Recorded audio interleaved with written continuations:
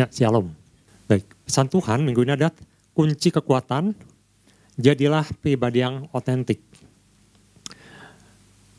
Diambil di 1 Samuel pasal 17 ayat 38 sampai 40. Ini kisah yang sangat terkenal, kita semua sudah mengenalnya semenjak dari sekolah minggu, anak-anak pun mengenalnya. Tapi Tuhan pakai contoh seorang Daud, seorang gembala waktu itu, untuk menjadi suatu contoh di mana dia menjadi suatu pribadi yang murni di hadapan Tuhan. Dan Tuhan berikan banyak pengajaran di minggu ini. Kita akan lihat ayatnya di 1 Samuel pasal 17 ayat 38 sampai ke 40. Ayat 38. Lalu Saul mengenakan baju perangnya kepada Daud, ditaruhnya ketopong tembaga di kepalanya, dan dikenakannya baju sirah kepadanya. 39. Lalu Daud mengikatkan pedangnya di luar baju perangnya, kemudian ia berikhtiar berjalan, sebab belum pernah dicobanya. Maka berkatalah Daud kepada Saul, aku tidak dapat berjalan dengan memakai ini, sebab belum pernah aku mencobanya. Nah, ini menjadi penekanannya. Kemudian ia menanggalkannya. Ayat 40. Lalu Daud mengambil tongkatnya di tangannya, dipilihnya dari dasar sungai 5 batu yang licin, dan ditaruhnya dalam kantung gembala yang dibawanya, yang di tempat batu-batu, sedang umbannya dipegangnya di tangannya. Demikianlah ia mendekati orang Filistin itu. Di internet sekarang sedang ramai dibicarakan tentang persaingan electric vehicle atau kendaraan listrik, khususnya mobil listrik, antara China dengan Amerika. Bahkan dicatat ada beberapa orang, seperti yang misalnya ada yang namanya Wei Pawang, umurnya baru 35 tahun, dia didakwa, ditahan, dan masuk dalam pengadilan di Amerika karena dituduh. Dia dituduh mencuri data rahasia perusahaan yang katanya dia bawa ke China untuk dia pakai di perusahaan lain dan dikembangkan di sana. Jadi suatu pertanyaan ketika saya membaca berita ini, apakah persaingan perdagangan sekarang ini sudah seperti spionase? Begitu ketat, begitu buas, begitu jahat. Orang menghalalkan segala cara untuk dapat menang, untuk dapat berhasil. Ya mungkin saja berita ini masih berpihak ke salah satu perusahaan atau suatu negara. Tapi kenyataannya memang China dicatat mengirimkan ribuan mahasiswanya ke universitas ternama di Amerika seperti Harvard atau MIT. Di situ didapatkan ratusan dan ribuan mahasiswa China di sana yang belajar teknologi, belajar untuk lebih pandai, lebih hebat. Apakah ada orang Indonesia di sana? Ada, tapi tidak sebanyak itu. Bahkan masih terbilang jauh sekali dengan apa yang China kirimkan ke sana. Jadi memang mereka itu pandai. Tapi apakah pandaian ini disertai juga dengan suatu karakter yang baik? Karena jelas di sini yang menuntut ini bukan perusahaan ECC, ini yang menuntut adalah Apple. Apple sudah mengembangkan suatu mobil yang bisa berjalan atau self-driving sebutnya, dan teknologi dicuri menurut Apple dan mereka menuntutnya. Jadi kita bisa lihat ada satu karakter yang terjadi sekarang ini di mana orang menghalalkan segala cara. Orang sudah tidak lagi memiliki rasa takut akan Tuhan. Ya saya tidak menyatakan bahwa saya memihak salah satu pihak di situ, tapi apakah sifat atau karakter ini masih perlu di zaman ini? Kalau Tuhan sampaikan pesan ini, dikatakan menjadi pribadi yang otentik, pribadi yang teguh pada nilai kerajaan Allah yang masih asli, yang bisa dipercaya. Tentunya ini menjadi satu tuntutan yang masih harus dimiliki oleh setiap orang percaya. Pak Gembala kemarin mengatakan kita harus menjadi seperti Daud, menjadi pribadi yang berani berdiri di atas prinsip kebenaran. Pagi hari ini kita lihat prinsip-prinsip apa yang dipegang oleh Daud atau apa yang kita bisa pelajari dari seorang yang bernama Daud ketika saat itu semua sedang dalam keadaan ketakutan. sedang dalam keadaan khawatir, tidak berdaya, karena ada seorang pahlawan Filistin yang menantang. Begitu besar, begitu kuat, begitu hebat. Yang pertama kita lihat di 1 Samuel pasal 16 ayat 13. Saya beri judul, poin yang pertama ini adalah Daud memiliki mindset yang benar tentang dirinya dan tujuan keberadaannya. Ini yang menjadi poin utama. Dasar ayatnya kita lihat, mundur satu pasal di 1 Samuel pasal 16 ayat 13. Mengapa Daud bisa mempunyai satu karakter yang luar biasa? Padahal kalau kita lihat keadaannya di situ, semua orang pun takut. Dan dia mengambil suatu chance yang sangat kecil untuk bisa berhasil. Bahkan seorang raja pun sudah mengkalkulasi sangat sulit untuk menang, di bawah 1% mungkin kemungkinannya. Tapi seorang anak yang menginjak remaja ke dewasa begitu berani menantang seorang Goliat. Ini sesuatu yang menarik karena ketika saya renungkan, mengapa Saul mengizinkan seorang anak yang masih ingusan istilahnya untuk melawan seorang yang sudah mapan, seorang yang perkasa. Mari kita lihat, ada dasar mengapa Daud ini begitu berani. Dan ini bisa menjadi suatu acuan untuk kita juga bisa belajar banyak di sini. 1 Samuel pasal 16 ayat 13. Samuel mengambil tabung tanduk yang berisi minyak itu dan mengurapi Daud di tengah-tengah saudaranya. Coba perhatikan di sini. Ada satu kata yang menarik sini. Sejak hari itu. Sejak Samuel mengurapi Daud, sejak Daud diurapi oleh Samuel atas nama Tuhan, dan seterusnya, di sini katakan berkuasalah roh Tuhan atas Daud. Itu menarik ketika dikatakan di sini berkuasalah roh Tuhan atas Daud, atau apa yang kita kenal sekarang berkuasalah Roh Kudus atas Daud. Rupanya penguasaan atas Roh Kudus inilah yang membuat Daud menjadi begitu perkasa, begitu berani, dan begitu yakin untuk menantang seorang pahlawan yang begitu besar, yang begitu kuat. Tapi timbul pertanyaan, bukankah Saul juga diurapi? Diurapi dengan minyak yang sama, diurapi dengan roh yang sama, diurapi oleh nabi yang sama. Jadi suatu pertanyaan yang besar, mengapa dua orang yang sama-sama diurapi, yang satu berani maju, yang satu malah mundur? Coba kita perhatikan di 1 Samuel pasal 10, selewat saja ayat 1, 9, dan 10. Ya, di sini katakan, lalu Samuel mengambil buli-buli berisi minyak, dituangkannya ke atas kepala Saul. Caranya sama. Pengurapannya sama, sumbernya sama, rohnya sama. Dan bahkan kalau Ibu Bapak nanti bisa catat di ayat ke-9, di ayat ke-10, di situ dikatakan berkuasalah Tuhan atas Saul, sehingga Saul pun bisa bernubuat. Bahkan orang-orang mempertanyakan, apakah Saul ini termasuk golongan nabi? Jadi ada kuasa yang sama yang muncul ketika Samuel mengurapi kedua orang ini. Pertanyaannya, mengapa yang satu bisa maju di dalam Tuhan, bisa berani di dalam Tuhan, penuh dengan roh, yang satu malah mundur? Ternyata kuncinya adalah ketika seseorang mau dikuasai oleh roh itu sendiri. Kita tahu, Saul sesudah diurapi, sesudah dinyatakan kuasa roh Tuhan atasnya, dia sempat bernubuat, dia sempat menjadi seperti salah seorang nabi, ya kepenuhan roh. Tetapi kemudian ia meninggalkannya. Sama seperti Samson. Yang meninggalkan Tuhan atau Samson. Atau Saul yang meninggalkan. Saul yang meninggalkan. Samson yang meninggalkan. Tetapi kita lihat di dalam pribadi seorang Daud, ketika dia diurapi oleh Roh Kudus, Daud bahkan meminta, Tuhan jangan tinggalkan rohmu daripadaku.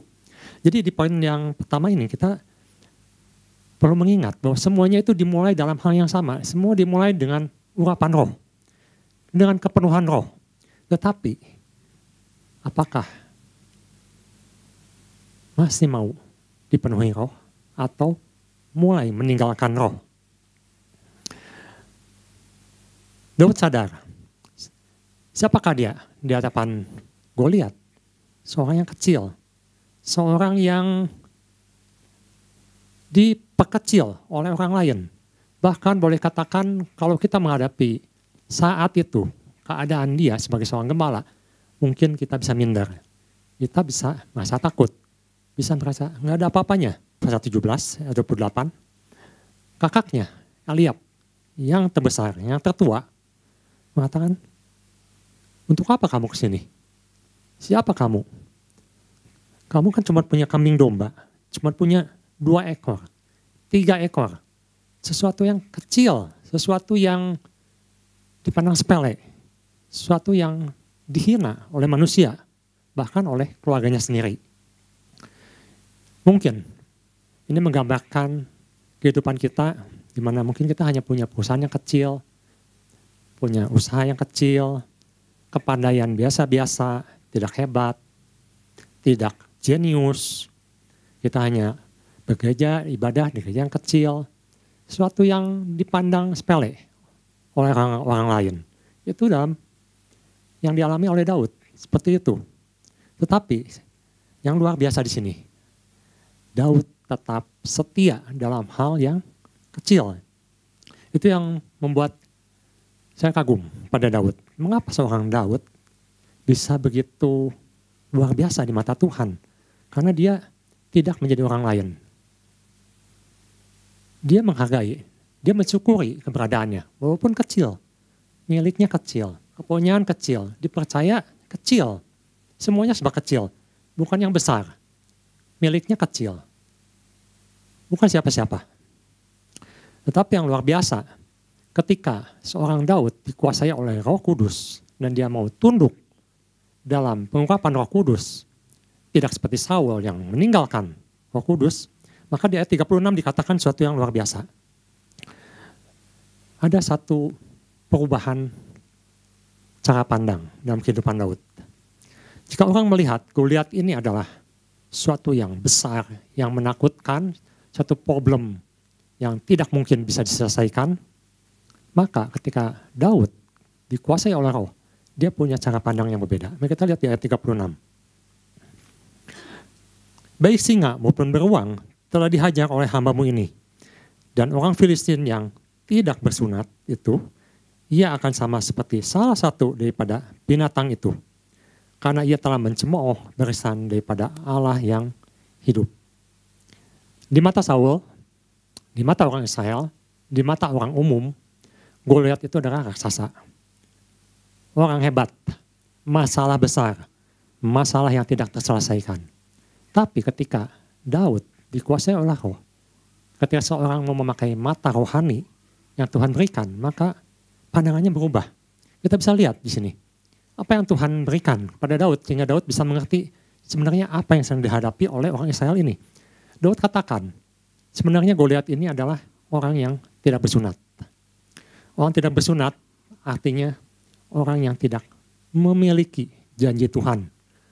Orang yang tidak bersunat artinya orang yang tidak memiliki kuasa Tuhan. Orang yang tidak bersunat artinya dia adalah orang biasa. Orang bukan pilihan Tuhan. Sesuatu yang luar biasa terjadi ketika kita mau menundukkan diri, mau ikut pimpinan Roh. Ternyata Tuhan ubahkan cara pandang ini. Bahkan Daud katakan Goliat ini tidak ada bedanya, tidak jauh daripada binatang-binatang buas seperti singa atau beruang, di mana binatang ini memang menakutkan, tetapi bisa dikalahkan, bisa diatasi. Ini ada suatu cara pandang yang tidak mudah. Ini saya tidak mengatakan bahwa ini suatu yang mudah, karena saya pun sedang mengalaminya. Ada masalah yang sedang saya alami, tapi saya tidak menceritakan dan juga tidak meminta pertolongan manusia, tetapi ketika Tuhan bukakan pandangan itu, maka cara pandang kita bisa berubah. Bisa berubah, sesuatu yang besar, sesuatu yang menakutkan, sesuatu yang menyulitkan, sesuatu yang tidak mungkin. ketika Tuhan bukakan, maka kita bisa melihat bahwa Goliat itu adalah bukan musuh yang besar lagi. Bukan musuh yang menakutkan lagi. Bukan musuh yang mematikan lagi. Itu yang Daud lihat. Ketika Tuhan urapi dia, Tuhan kuasai dia, maka cara pandangnya bisa berubah. Dia 34 dikatakan, tetapi Daud berkata pada Saul, "Hambamu ini biasa menggembalakan kambing domba ayahnya. Apabila datang singa atau beruang yang menerkam seekor domba dari kawanannya." Satu karakter yang murni, satu karakter yang ilahi, satu karakter Kristus, ternyata tidak didapat begitu saja. Saya belajar dari Daud, apakah Daud ini dari lahir memang punya kekuatan seperti itu, punya karakter seperti itu? Ternyata tidak. Dia katakan sudah biasa. Dia sudah biasa menghadapi singa. Dia sudah biasa menghadapi beruang. Ketika Tuhan menyatakan Goliat ini, ya seperti itu, seperti salah satu singa, seperti salah satu beruang. Maka Daud katakan, aku sudah biasa menghadapi hal seperti itu. Hal apa? Masalah. Masalah sudah biasa dihadapi. Yang menjadi menarik di sini, ketika Daud katakan, saya sudah biasa menghadapi binatang-binatang buas. Artinya, saya sudah biasa berjalan dengan Tuhan. Saya sudah biasa mengatasi masalah dengan Tuhan. Saya sudah biasa berjalan dengan kuasa Tuhan. Ini suatu yang luar biasa. Mungkin kita baru menghadapi satu masalah dan kita sudah mental. Kita sudah takut seperti Saul. Sudah gemetar. Tapi Daud katakan, saya sudah biasa berjalan dengan Tuhan. Saya sudah biasa mengatasi masalah besar dengan Tuhan. Bukankah itu yang harus kita dapatkan dalam menghadapi suatu masalah? Bila kita bisa mendapatkan karakter seperti Daud ini, Tuhan sudah urapi kita. Tuhan sudah berikan rohnya kepada kita. Tapi apakah kita sudah biasa menghadapinya bersama Tuhan? Atau saya sudah biasa menghadapinya dengan kekuatan saya. Saya sudah biasa menghadapinya dengan fasilitas saya. Tentunya akan jauh berbeda. Jadi yang pertama, kita harus sadari bahwa dimulai dengan urapan Roh Kudus dan berjalan dengan urapan Roh Kudus, dengan kuasa Tuhan. Ketika seorang berjalan dengan kekuatan sendiri, maka kita tidak ada bedanya dengan Saul. Saul diurapi Tuhan, tapi dia tidak berjalan dengan kuasa Tuhan. Saul diurapi Tuhan, tetapi dia tidak menghadapi masalah dengan Tuhan. Saya kira ini ada satu kesalahan terbesar Saul yang membedakan Daud dengan Saul. Daud nyatakan dia ada di pihak Tuhan. Itu yang pertama. Yang kedua, kita bisa belajar banyak dari Daud ketika dia bisa fokus pada tujuan yang utama. Ada tujuan utama yang Daud lakukan. Mari kita lihat di ayat 25. Berkatalah orang-orang Israel itu, sudahkah kamu lihat orang yang maju itu? Sesungguhnya ia maju untuk mencemoohkan orang Israel. Orang yang mengalahkan dia akan dianugerahi raja, kekayaan yang besar, raja akan memberikan anaknya yang perempuan padanya, dan kaum keluarganya akan dibebaskan dari pajak di Israel. Perhatikan di sini, Daud baru datang ke medan perang. Dia baru melihat masalahnya. Dia tanyakan, masalahnya yang utama itu apa? Tapi perhatikan jawabannya. Yang ditawarkan itu yang jadi utama. Ibu-bapak bisa baca di situ. Yang dijawab oleh tentara Israel, yang dijawab oleh orang Israel, bukan masalah utamanya, tapi penawarannya yang disampaikan. Yang pertama, kekayaan. Kedua, menjadi menantu raja. Kekuasaan. Yang ketiga, bebas dari pajak, fasilitas. Bukankah dalam kehidupan kita juga ditawarkan hal-hal seperti itu? Apa yang menjadi tujuan utama dialihkan oleh apa yang ditawarkan hasilnya. Saya ingat suatu hari ketika anak saya masih SD dan diadakanlah suatu lomba membuat kue. Semua ibu-ibu semangat untuk membuat kue. Dan ketika sudah bermulai acaranya dan ditemukanlah seorang pemenang, maka mulai muncul kasak-kusuk, gosip. Oh dia ini ternyata tidak memasak kuenya sendiri, tapi membeli dari seseorang yang pandai membuat kue dan sudah terkenal di Bandung ini. Dan dia menjadi juaranya. Kita sudah terbiasa dalam kehidupan ini untuk mencapai suatu tujuan demi hasil, bukan perjalanan atau proses. Ini baru level SD. Ya, humornya seperti itu. Mungkin benar. Sedangkan di level yang lebih tinggi, di mahasiswa, keponakan saya sendiri yang bercerita. Tahu nggak, yang menang membuat paket terbaik itu adalah seorang mahasiswa yang membeli atau menyuruh orang untuk membuat maket. Dan maket itu dipamerkan. Jadi maket yang sangat indah, yang sangat bagus, tapi bukan hasil buatan dia sendiri. Itu hasil orang lain, dia beli, dia bayar mahal untuk mendapatkan kemenangan itu. Kita terbiasa untuk mendapatkan kemenangan, untuk mendapatkan suatu pujian, untuk mendapatkan suatu prestis dengan cara-cara yang tidak benar, dengan cara-cara membeli, dengan cara-cara menipu. Saya kira ini menjadi suatu tugas yang berat dalam kehidupan kita, khususnya di Indonesia ini, di mana seorang menilai, baik juri, pengajar, pemimpin, menilai dari hasil, bukan dari proses. Ya bersyukur kita punya menteri pendidikan yang baru, di mana dia katakan bukan ranking, bukan hasil, bukan nilai, tapi proses. Itu yang terpenting. Kita lihat, Daud menjadi seorang pemenang bukan karena dia ingin kaya.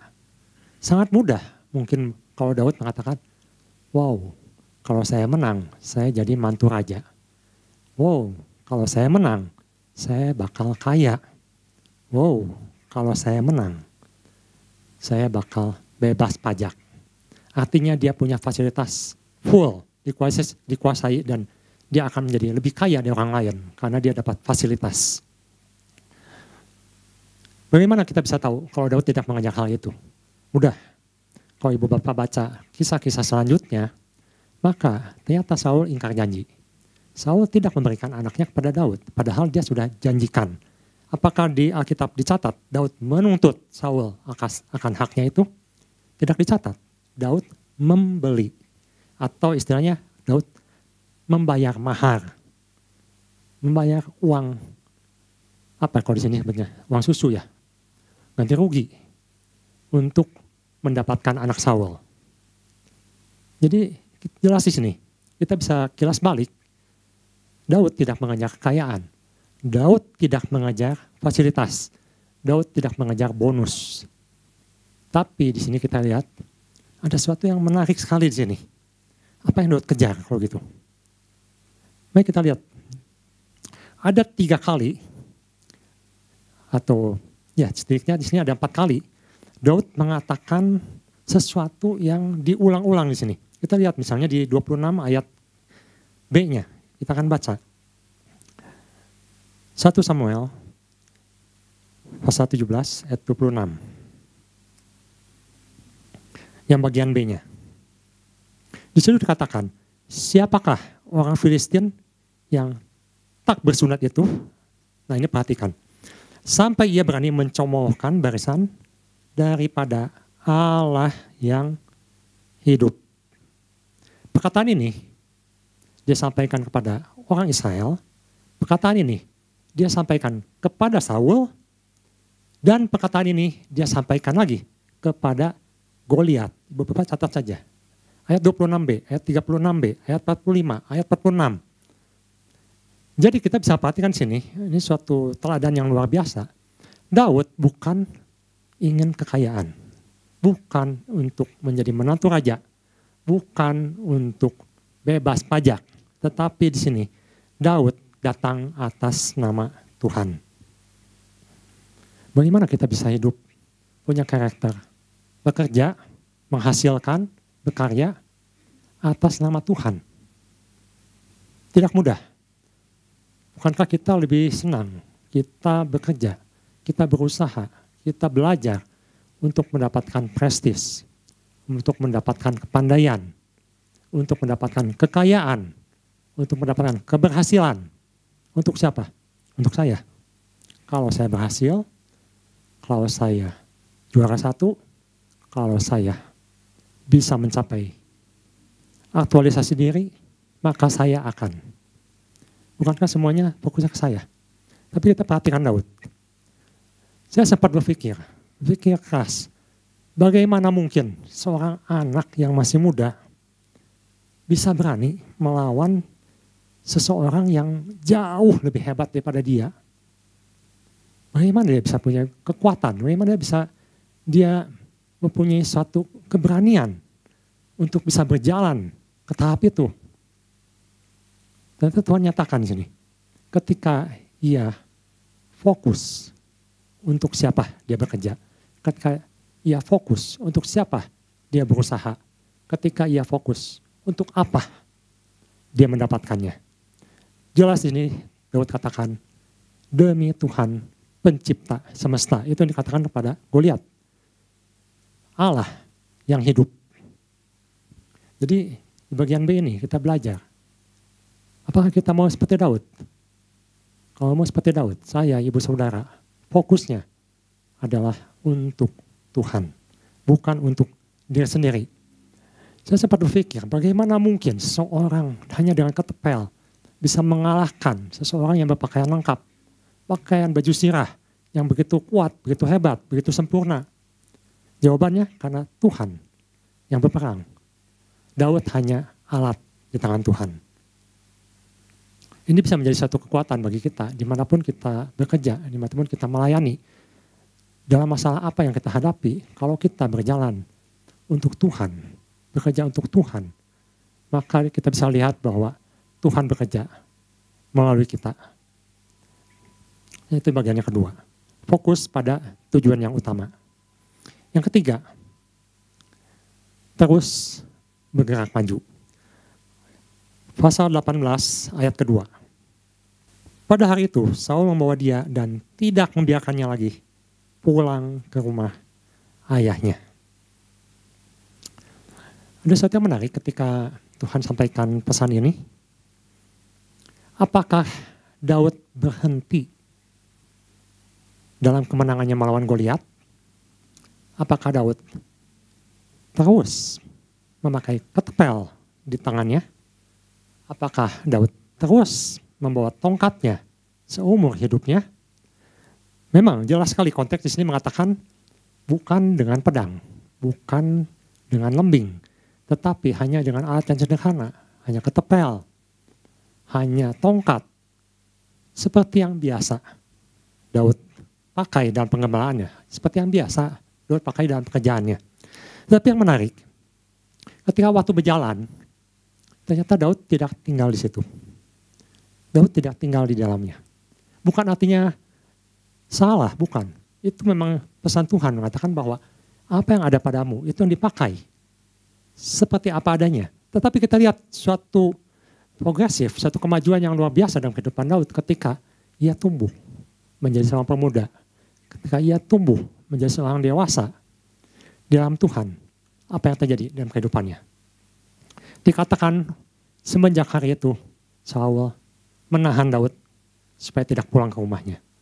Artinya apa? Daud maju dalam satu kehidupan yang baru. Kalau ibu bapak baca kisah selanjutnya, maka dikatakan di situ Daud menjadi pembawa senjata daripada Saul. Bahkan Daud menjadi panglima Saul. Dikatakan Daud menjadi jenderal perangnya Saul. Menjadi seorang strategis yang hebat. Dan kita bisa lihat di pasal-pasal selanjutnya. Bagaimana cara dia berperang. Bagaimana dia mengatur barisan. Bagaimana dia mengatur anak buahnya. Bukankah itu satu progresif. Hanya dimulai dari tongkat gembala. Hanya dimulai dari ketepel. Dan bukankah itu yang Tuhan Yesus sampaikan pada kita. Kabarkan Injil. Mulai dari Yerusalem. Apakah dia di Yerusalem saja? Tidak. sampai ke Samaria. Apa berhenti di Samaria? Tidak. Tuhan katakan sampai ke ujung bumi. Untuk menjadi seorang yang punya karakter yang hebat, suatu karakter yang luar biasa di hadapan Tuhan, di hadapan manusia, maka dia harus terus berkembang. Berkembang dan berkembang. Dan kita bisa tahu, kita bisa lihat suatu karakter yang terus berkembang di dalam Tuhan, maka kita bisa mengenal apa yang Daud lakukan, seperti misalnya pondok Daud. Sesuatu yang tidak umum, sesuatu yang keluar di kebiasaan, bahkan boleh katakan keluar dari hukum Musa. Tapi Tuhan berkenan di situ. Bahkan di akhir zaman, bukankah Tuhan mengatakan, aku akan memulihkan pondok Daud. Yang dipulihkan pondok Daud. Ini ada suatu perjalanan hidup seseorang yang luar biasa. Di mana suatu karakter yang terus bertumbuh. Menjadi lebih baik di dalam Tuhan. Bahkan bendera Israel pun memakai bintang Daud. Bukan bintang Salomo, bukan bintang Musa, tapi bintang Daud. Jadi kita bisa belajar di sini. Terus bergerak maju. Nah ini 3 hal ini yang bisa saya sampaikan di pagi hari ini. Bagaimana seorang Daud bisa mendapatkan karakter yang kuat di dalam Tuhan. Yang pertama, mulailah dengan urapan Roh Kudus. Jangan lepaskan, jangan tinggalkan. Yang kedua, fokus pada yang utama. Yang ketiga, terus bergerak maju.